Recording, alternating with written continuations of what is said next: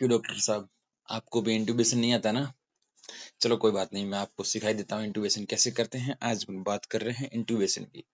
Intubation में theory तो आपने बहुत पढ़ी होगी, लेकिन हर बार भूल जाते हो। आज आपको मैं प्रैक्टिकली बताऊंगा कैसे इंट्यूबेट करते हैं। ठीक है, चलिए, चलो स्टार्ट करते हैं।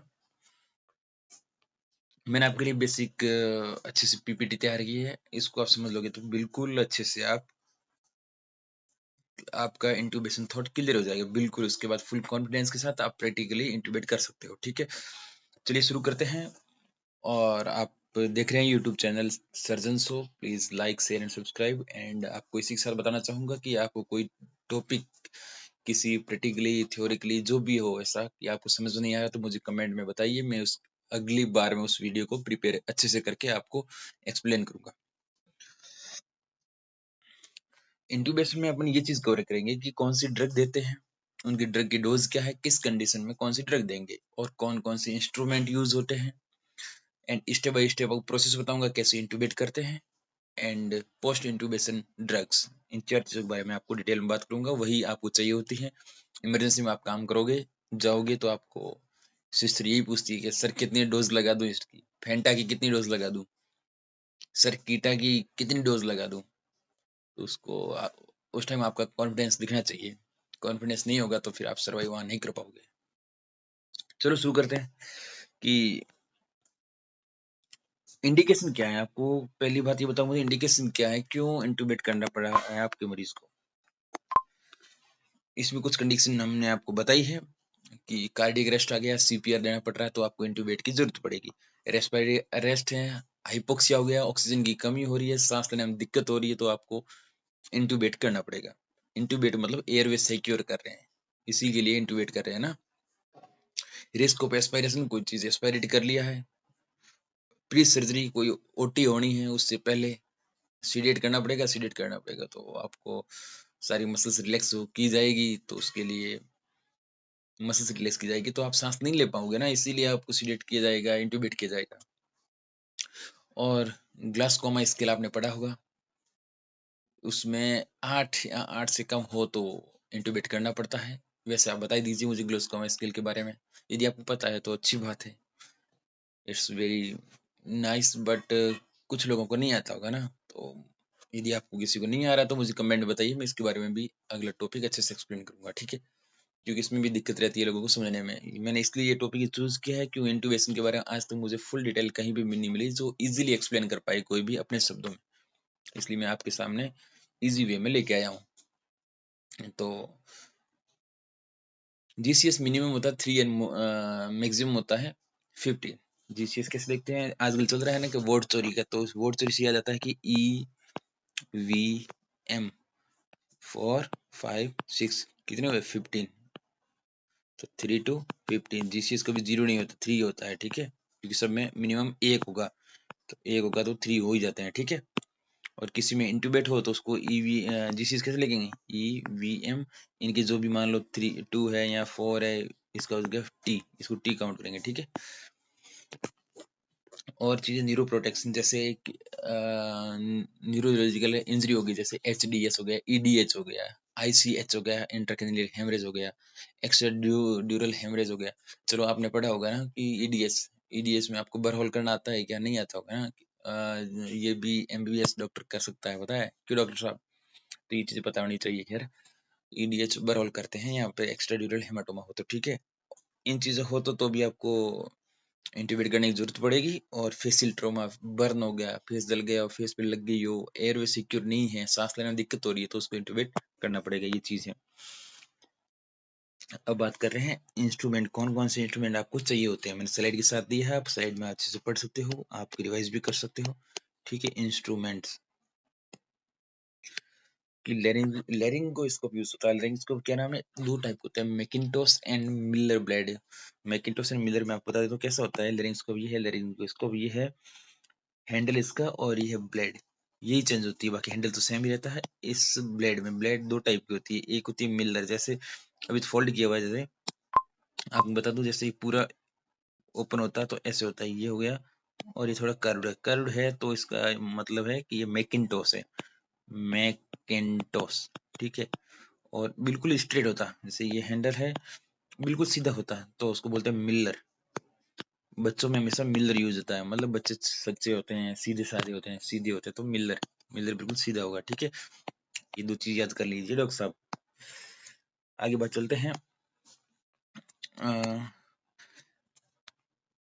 लेरिंगोस्कोप की लेरिंगोस्कोप आपने देख लिया। उसके बाद स्टाइलेट या बूगी। स्टाइलेट या बूगी क्या होती है? जो ईटी ट्यूब के डायरेक्शन देती है। जैसे लेरिंगोस्कोप किया उसके बाद बूगी डालते हैं या स्टाइलेट डालते हैं। बूगी होती है जो प्लास्टिक रबर की बनी होती है, स्टाइलेट होता है वो मेटल का बना होता है, बट आराम से मुड़ सकता है, ऐसा है, इजी होता है। तो लेरिंगोस्कोप डालने के बाद बूगी को डालते हैं, स्टाइलेट को डालते हैं, उसके डालने के बाद ट्रेकिया में डालने के बाद उसके बाद ईटी ट्यूब को डालते हैं इसके ऊपर, पहना देंगे तो फिर बुगी को निकाल लेंगे। ठीक है, बुगी बोलते हैं, कहीं भुजी बोलते हैं, कोई स्टाइल। ठीक है, वो जो भी है। ईटी ट्यूब है, ईटी ट्यूब की साइज कितनी होती है? 8 नंबर यूज करते हैं मेल में, और फीमेल में थोड़ी छोटी करते हैं, 7.5 तक करते हैं, 7 7.5। ठीक है, डेप्थ होती है 22 से 24 metre centimetre in male, and female में होती है 20 to 22 सेंटीमीटर। ठीक है, अब मैं बता दूं कैसी होती है बुगी। ये ये डाल की है, ये जो रखी है ये बुगी ही है। बुगी या बुजी बोल दो, जो भी है। ठीक है, ये बुजी है। और बताता हूँ, ये लो, ये जो है ये बुजी है, ये है। ठीक है, ये मेटल का बना हुआ है, ये है स्टाइलेट। ठीक है, ये है बुजी। ठीक है, ये देख रहे हो आप, ये बुजी है। और ये पहले जैसे इंटूबेट करने के लिए रेंज को अप किया, इसमें ये बुजी को डाल दिया। अब देखो, ये है इसोफेगस और ये ट्रेकिया वोकल कॉर्ड साइड, तो आपको इस साइड डालना, आगे की साइड, नेक की पीछे साइड। ठीक है, जैसे एपिग्लोटिस होता है यहाँ पे, एपिग्लोटिस को प्रेस करके उसके आगे देना है, या आगे की साइड होता है, यहाँ आगे की साइड होता है ट्रेकिया। ठीक है, एयरवे होता है, और पीछे की साइड है इसोफेगस। तो ध्यान रखना इस चीज का। जैसे ये डाल दी, ये बूजी डाली हुई है, इसके ऊपर ईटी ट्यूब को डाल दिया गया है। ठीक है, फिर उसके बाद बूजी को निकाल देंगे, ये जीरो, उसके बाद ईटी ट्यूब यहाँ फिक्स कर देंगे। ठीक है, ये है इजी वे समझा दिया मैंने आपको। ये देखो, फिर से आप देख सकते हो यहाँ पे ये बूजी डाली हुई है। चलते हैं आगे।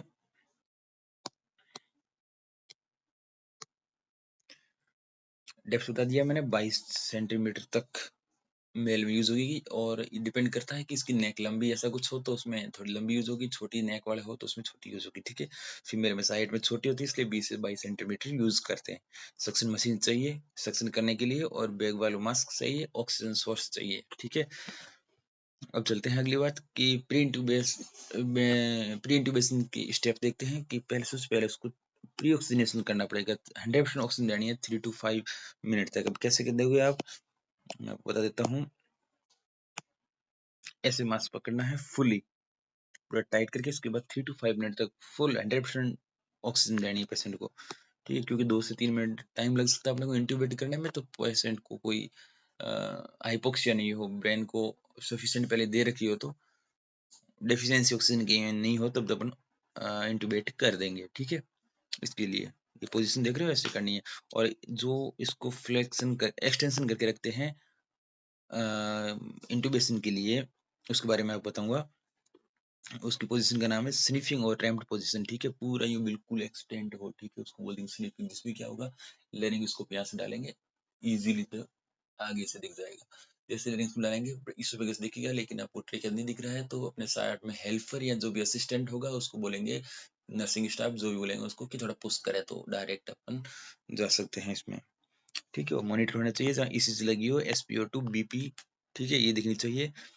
सक्शन के लिए प्रिपेयर होना चाहिए बैकअप एयरवे डिवाइसेस। ठीक है, इसके बाद चलते हैं इंडक्शन एजेंट और मसल स्टेशन की बात करते हैं, ड्रग की बात करते हैं। ड्रग की बात, दो चीज यूज होती है वहाँ पे, एक होता है इंडक्शन एजेंट, एक होता है मसल रिलैक्सेंट। इंडक्शन एजेंट क्या काम आता है? स्लीप एमनेजिया के लिए, उसको शेडेट करने के लिए। ठीक है, उसको पेन नहीं हो उसके लिए यूज करते हैं। ठीक है, और मसल रिलैक्सेंट स्मूथ मसल्स को बिल्कुल रिलैक्स हो जाए तो आराम से इंट्यूबेट कर पाएंगे, ये चीज यूज होती है। मसल रिलैक्सेंट के लिए दो चीज यूज होती है, depolarising agent and non depolarise agent. अभी आगे बात करते हैं। ये आपको बता दिया है, इंडक्शन एजेंट है। जैसे ये ड्रग यूज करते हैं प्रोपोफॉल, सबसे बेस्ट है ड्रग प्रोपोफॉल और थायोपेंटेनल पेंटेल यूज कर सकते हैं, इटोमिडेट कर सकते हैं, केटामाइन एंड मिडाजोलम यूज कर सकते हैं। ठीक है, प्रोपोफॉल सबसे बेस्ट है। सबकी डोज दे रखी है मैंने यहाँ पे। कि 1.5 टू 2.5 मिली पर केजी, जैसे 50 केजी का आदमी है तो इसको मल्टीप्लाई कर लो कितने से, जैसे 1.5 2 से गुना कर लिया, 100 आ गया, ठीक है, 100 mg देना है इसको प्रोपोल को। ये रैपिड ऑनसेट है, ये डिक्रीज बीपी, ठीक है, बीपी को कम करता है, तो इसमें हाइपोटेंशन की रिस्क रहती है, तो हमेशा हाइपोटेंशन के पेशेंट दीजिएगा, हाइपोटेंशन वाले में नहीं देना, हाई जिसमें ऑलरेडी बीपी कम हो उस पेशेंट को नहीं देनी है, जिसमें बीपी ज्यादा हो उस पेशेंट को ही देनी है, ठीक है। थायोपेंटल क्या करता है, इसमें 3 to 5 mg पर केजी है, डिक्रीज आईसीपी, इंट्राक्रेनियल प्रेशर को कम करता है, गुड फॉर हेड इंजरी, जिसमें हेड इंजरी हो रखी है उसमें थायोपेंटल यूज होता है, ठीक है। बात कर रहे हैं इटोमीडिएट की, इटोमीडिएट डोज होता है 0.2 to 0.6 mg पर केजी, जो हीमोडायनामिकली स्टेबल कार्डिक पेशेंट के लिए इटोमीडिएट यूज करते हैं। कीटामाइन है 1 to 2 mg पर केजी है, जो बीपी को बढ़ाता है, हाइपोटेंशन का पेशेंट हो उसको दे सकते हैं, और अस्थमेटिक पेशेंट हो जिसमें ब्रोंको कॉन्स्ट्रिक्शन सीओपीडी हो उसमें उसमें ये दे सकते हैं, क्योंकि ये ब्रोंको डायलेट करता है। तो ketamine good for asthma and good for hypotension के लिए। मिडाज यूज करते हैं, इसका dose 0.1 to 0.3 mg per KG, slow onset है, ये हाइपोटेंशन कॉज करता है। ये सब मैंने डोज बताई थी, ये है सब एडल्ट की, ठीक है। अब बात करते हैं एनाल्जेसिक या एडजेंट्स, ठीक है। एनाल्जेसिक कौन सी यूज करती है, मोस्टली फेंटानिल यूज करते हैं, मोर्फिन भी यूज करते थे, लेकिन मोर्फिन से फेंटानिल मल्टीपल 10 टाइम ज्यादा पोटेंट है, इसलिए फेंटानिल यूज की जाती है। इसका डोज है 1 to 2 mcg पर केजी, ठीक है, ब्लेंड सिंपैथेटिक रेस्पॉन्स करता है, ठीक है। लिडोकाइन है वो उसकी डोज है 1 to 1.5 mg पर केजी, ये डिक्रीज एयरवे रिफ्लेक्स कम करता है और आईसीपी कम करता है, ठीक है। अब यूज करते हैं मसल सिलेक्शन, जो हमने बात की थी, दो टाइप के होते हैं, एक होता है डीपोलराइजिंग एजेंट्स, डीपोलराइजिंग एजेंट, ठीक है, एक होता है नॉन डीपोलराइजिंग।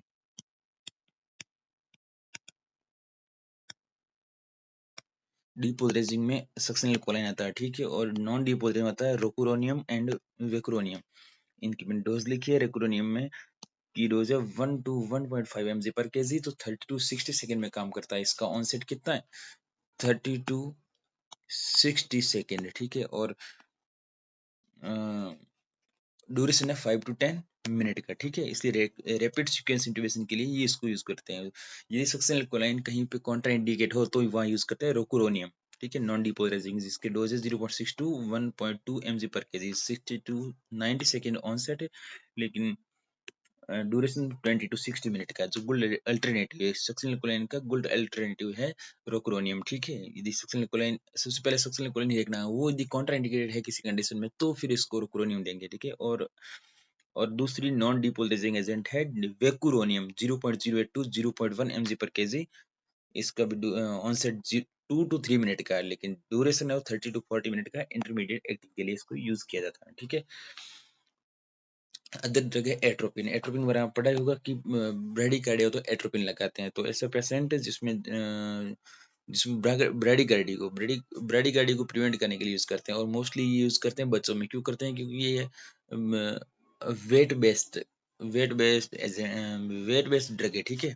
एट्रोपिन की डोज है 0.01 to 0.02 mg per KG, paediatric में मोस्टली यूज किया जाता है। और मैग्नीशियम फॉर सीवियर अस्थमा हो या एरिथमिया हो तो मैग्नीशियम सल्फेट यूज करते हैं, MgSO4, ठीक है। स्मॉल बीटा ब्लॉकर है, beta blocker 0.5 mg per KG, tachycardia, hypertension control, beta blocker जैसे लेवेटोलोल, ये भी बीपी को ज्यादा हो उसको कम करता है, इसी के लिए बीटा ब्लॉकर यूज होती है, जैसे स्मॉलोल हो गई, ठीक है। तो इसको स्मॉलोल यूज करते हैं, लेवेटोलोल हो गया, nicardipine for BP control during laryngoscopy, okay. Next चलते हैं स्पेशल कंडीशन अस्थमा, अस्थमा में कौन सी ड्रग यूज करते हैं, कीटामाइन प्रेफर करते हैं, क्योंकि ये ब्रोंको डायलेटर है। अवॉइड हिस्टामिन, ऐसी कोई ड्रग नहीं लगानी है जिसमें हिस्टामिन रिलीज हो जाए, ठीक है, हिस्टामिन रिलीज होगा तो ब्रोंको कॉन्स्ट्रिक्शन होगा, ब्रोंको कॉन्स्ट्रिक्शन होगा तो सांस लेने में दिक्कत आएगी, इसलिए हम इसे यूज करते हैं broncho dilator. Ketamine is the best and जो प्रेफर की जाती है। हेड इंजरी हो तो लिडोकाइन देते हैं, to blunt lidocaine to blunt ICP rise, तो maintain BP for cerebral perfusion. Cardiac patient को देते हैं etomidate fentanyl to minimize hemodynamic effect. तो बेस्ट कौन सी कार्डिक पेशेंट के लिए है, इटोमीडिएट, ठीक है। Paediatric atropine weight based dosing है, मैंने आपको बता चुका हूँ। और फेंटानिल एनाल्जेसिक अच्छी एनाल्जेसिक है, इटोमीडिएट फॉर हीमोडायनेमिक स्टेबल पेशेंट के लिए यूज कर सकते हैं और कार्डियक के लिए अच्छी है। ठीक है, अब चलते हैं। ये है वूजी, मैंने आपको बता दिया, ये स्टाइलेट है। और कहाँ इंटूबेट करना, मैं आपको इसकी बात कर रहा था। जैसे मैं आपको एक्सप्लेन कर ही देता हूँ कि ये है ट्रेकिया एंड वोकल कॉर्ड इस साइड में है। ठीक है, ये एयरवे है और ये है ईसोफेगस। तो यहाँ तक आप, और यहाँ रहता है आपका एपिग्लोटिस। तो उसको दबा के उसके बाद देखेंगे तो ये वाला वे है आगे वाला, इसमें आपको गुजी डालनी है, ईटी ट्यूब डालनी है। ये पीछे वाले में इसोफेगस नहीं डालनी है। इस बात का मिस ध्यान रखना, यही हमेशा कॉमनली मिस्टेक होती है इंटूबेशन के दूरिंग। बाकी सब चीज परफेक्ट होती है, लेकिन यही चीज गलत होती है, जिससे पेशेंट क्रिटिकल कंडीशन में चला जाता है। ठीक है, ये स्निफिंग पोजीशन बताई थी आपको। पूरा इसको ऐसे करना है, पूरा सीधा करना है। इसमें क्या करेंगे, इजीली तरीका है कि पीछे कुछ ऐसा वेट डाल दो, ऐसी कोई चीज डाल दो कि थोड़ा यहाँ उठ जाएगी, पूरी गर्दन ऐसे झुक जाएगी, तो आराम से सीधा दिख जाएगा परपेंडिकुलरली ऐसे। तो फिर आराम से ईटी ट्यूब यहाँ इंटूबेट कर सकते हैं। जैसे देख रहे हो आप, ये यहाँ से सीधा ऐसे। ये मैंने आपको बता दिया। ऑक्सीजन प्री ऑक्सीजन कर रहे हैं 3 मिनट के लिए 100% ऑक्सीजन देके। ठीक है,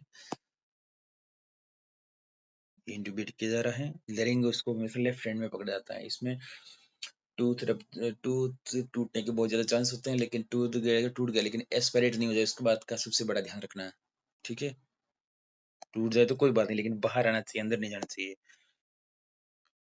और ईटी ट्यूब डालने के बाद कंफर्मेशन करनी पड़ती है कि ईटी ट्यूब सही लगी है या नहीं। उसके लिए अपने को 5 जगह ऑस्कल्टेट करना पड़ता है क्लिनिकली चेक करने के लिए। सबसे पहले ईटी ट्यूब डालने के बाद जैसे एम्बू करोगे तो सबसे पहली जगह सुननी है अपने को जाइफोइड प्रोसेस के नीचे, एपिगेस्ट्रिक में, यहाँ पे पेट की जगह समझ लो कि यहाँ पे स्टेट करके सुनेंगे। और जैसे अम्बू करेंगे, यहाँ ग्रिलिंग आवाज आई, ग्रिलिंग ऐसी कोई आवाज आती है, इसका मतलब वो स्टोमक में है, ईटी ट्यूब इसोफेगस में है, नॉट की एयरवे में। एयरवे के लिए वहाँ ट्रेक वगैरह में। ठीक है, तो आपको इस चीज का ध्यान रखना है। तो पहला पॉइंट यहाँ चेक करेंगे। दूसरा करेंगे right lower side the lung, then left side, दोनों साइड देखेंगे कि एट द एंड तक ऑक्सीजन बरोबर पहुंच रही है, नहीं पहुंच पा रही है। ठीक है, उसके बाद 2 पॉइंट ही है, just below the clavicle, both side में चेक करेंगे। ठीक है, देखेंगे कि बराबर ऑक्सीजन दोनों साइड आ रही है या नहीं आ रही है। नहीं आ रही है तो एक साइड कहीं ज्यादा चला गई है, ईटी ट्यूब ज्यादा चलेगी, उसको वापस थोड़ा खींचेंगे। ठीक है, ये चीज देखने के लिए ऑस्कल्टेट करते हैं। उसके बाद चलते हैं, ये इंटूबेट करने के बाद अम्बू किया जा रहा है। इसको 1 2 3 फुल पुश, 1 2 3 ऐसा गैप देके 3 सेकंड में पुश करते हैं। ठीक है, और आपने ज्यादा अंदर पुश कर दी, कैरी जो करेना होता है जो बाइफरकेट करता है ट्रेकिया में। ठीक है, राइट प्राइमरी सेकेंडरी एलुलाई को जो भी है, ठीक है, उसको वहाँ उस पॉइंट को बोलते हैं, ये जैसे ये है, ये बाइफरकेट हो रहा है तो इसको करेना बोलते हैं। ठीक है, यदि ड्यूरिंग इंटूबेशन यहाँ पे ईटी ट्यूब आ रही है, टच कर रही है, तो क्या होगा, severe coughing and baking start हो जाएगी, टैकीकार्डिया एंड हाइपोटेंशन हो जाएगा, अरिथमिया हो जाएगा, ब्राडीकार्डिया हो जाएगा। ठीक है, ब्रोंकोस्पाज्म के चांस है। If deep intubation not corrected, single lung ventilation होगा, या फिर एक साइड में जाएगा। ठीक है, राइट हो या लेफ्ट हो राइट हो। ठीक है, हाइपोक्सिया होता है, एटलेक्सिया होता है, या न्यूमोथोरेक्स, मतलब ट्रोमा कर दिया आपने, पंचर कर दिया हो। ठीक है, इन चीजों का ध्यान रखना आपको। ये हाँ, इफ अब मैं डायरेक्ट बता दूं इजी शब्दों में कि आप इंटूबेट कर रहे हो पेशेंट को, आपने 2-3 बार ट्राई किया लेकिन इंटूबेट सही से नहीं हुआ, तो और आपने सीडेट कर रखे हो, तो उसके बाद आपको क्या करना पड़ेगा वहां पे। तो आप क्या करोगे, यहाँ गवर्नमेंट में तो एक ही सिस्टम है कि आपने सीनियर को कॉल कर लिया कि सर इंटूबेट नहीं हो रहा है, या एनेस्थेटिक को बुला लिया, तो आके ठीक कर देंगे। लेकिन कहीं आप पर्टिकुलर खुद के क्लिनिक में हो, प्रैक्टिस कर रहे हो, वहाँ पे इंटूबेट करने की जरूरत पड़ी तो कैसे करोगे वहाँ पे। तो आपने ट्राई करोगे, 1 बार ट्राई किया, 2 बार ट्राई किया, 3 बार ट्राई किया, उसके बाद नहीं हो रहा, तो वहाँ पे इंटूबेट आपको नहीं करना है। ज़्यादा करोगे तो maximum attempt then more trauma there inside, ठीक है। और डायरेक्ट आप ट्राई कर रहे हो, अच्छी बात है, हो जाए तो अच्छी बात है, नहीं हो रहा है तो आपको बूजी यूज करनी है, स्टेलेट यूज करके आपको डायरेक्शन से आपको नेविगेशन मिल जाएगा, उससे आप इंटूबेट करने में इजी रहेगा। और जैसे ही आपने इंटूबेट नहीं हो पाया तो वापस उसको 100% ऑक्सीजन दीजिए पेशेंट को, ठीक है, हाइपोक्सिक नहीं होना चाहिए। एंड उसके बाद भी नहीं हो रहा है तो आप यहाँ पे ट्रेकोस्टोमी कर सकते हो, सडनली लेके पिक कर सकते हो तो वहां से एयरवे ओपन हो जाए, डायरेक्ट यहाँ से ट्रेकोस्टोमी डाल के आप एयरवे को सिक्योर कर सकते हो।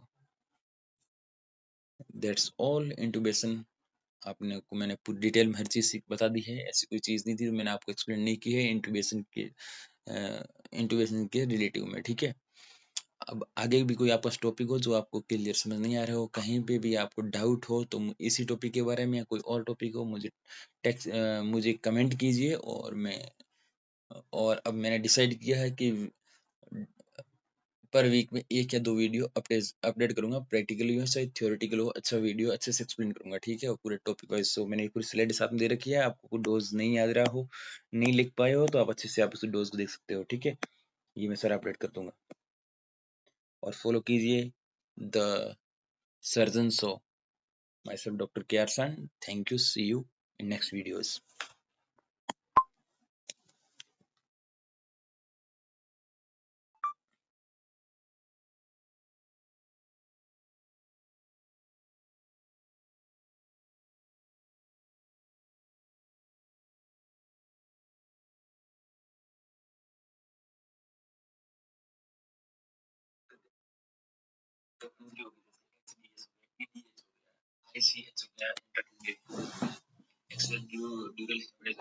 चलो आपने पढ़ा होगा कि ईडीएस ईडीएस में आपको बरहोल करना आता है क्या, नहीं आता होगा।